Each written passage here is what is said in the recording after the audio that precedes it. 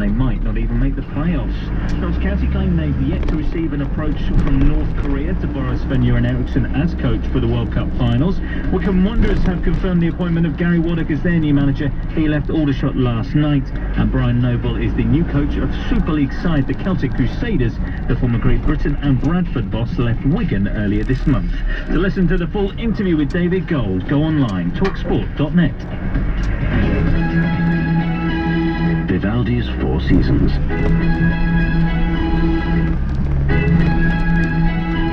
Vivaldi's 8 Seasons. You see, if you buy an approved used Mercedes-Benz between the 10th and the 18th of October, you'll get 2 years, or 8 seasons, complimentary servicing, which I imagine will be music to your ears. To find your nearest participating retailer, visit mercedes-benz.co.uk/approved used. Conditions apply. On 10:89 and 10:53 a.m. Hawksby and Jacobs on Talk Sport.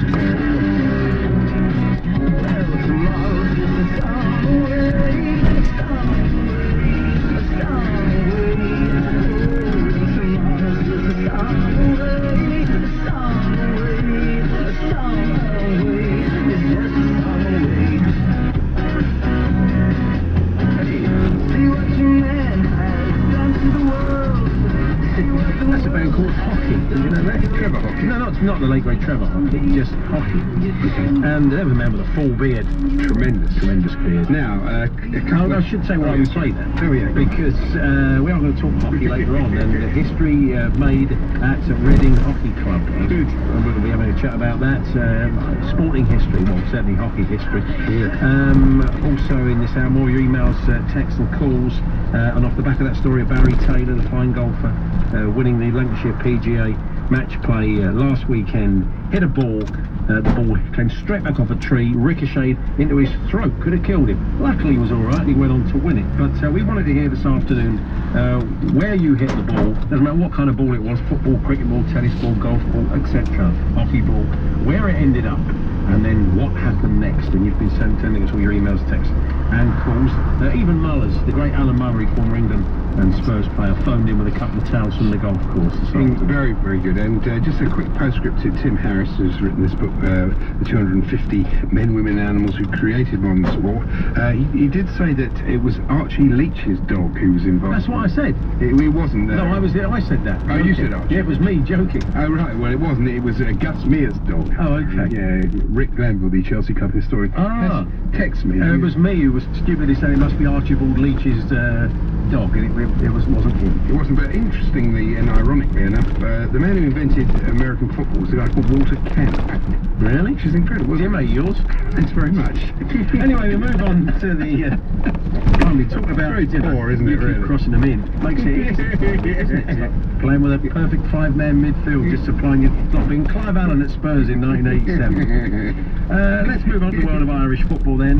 And 100th caps tonight for Shay Given and Kevin Kilban. They play Montenegro. Nothing really to play for, but they all seem pretty bitter at the moment, the Ireland boys, and it's all really about the late seeding to give a leg up, they thought, to Germany, but certainly to France and Portugal, by a good old set to make sure the big boys are at the World Cup. David Brady, our man in Ireland, joins us now. Good afternoon, David. Yeah, good afternoon once again. That seems to be the backdrop, really, David, that, a kind of sense of injustice that the goalposts have been moved by FIFA to look after, potentially look after. Well, the South African bloke, the World Cup, Danny Jordan, he actually said that. He said, we want the big teams to be here. Well, then they're playing the game then, David. And it does seem unfair. If you know that's going at the start of the process, then fine, but to change it at the death seems wrong. Yeah, very much so, and I think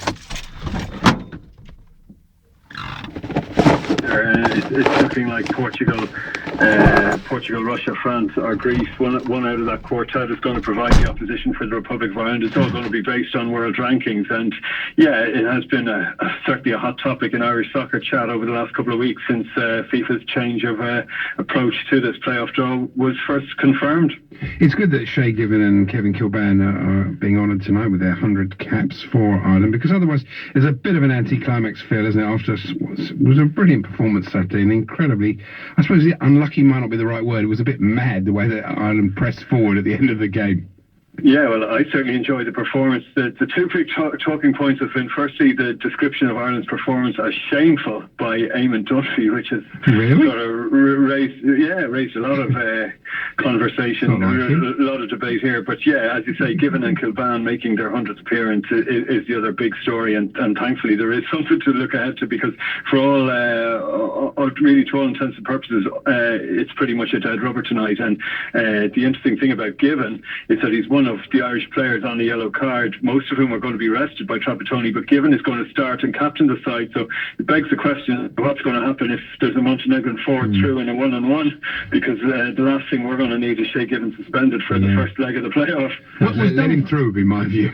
Just going back to that point about Eamon Dunphy, was that because that they really shouldn't have letting a late equaliser? It was shameful defending. Is that what he was getting at? No, it wasn't. To be honest, I think part of this is just setting out to be controversial for the sake of it at this stage. But no, he felt the performance was, and it was shameful. It was nothing to do with the defending necessarily. He was saying that Ireland weren't playing a passing game, that his current hot topic is Andy Reid, who, if you were to listen to some of the descriptions of Andy coming from Eamon Dunphy, you'd think he was sort of the closest thing to Maradona in Irish football at the moment. I mean, Andy has his qualities, but Trapattoni's system, I think, revolves around your midfielders working hard and getting the ball back. Andy is a great man to spray a good pass when you have the ball, but that's only part of it, and he doesn't seem to fit into the Trapattoni system. So, that's been quite a controversial point, because, most people agreed that it was an excellent performance, and sure, we probably should have closed it out. But, I mean, if anybody would take Shea Given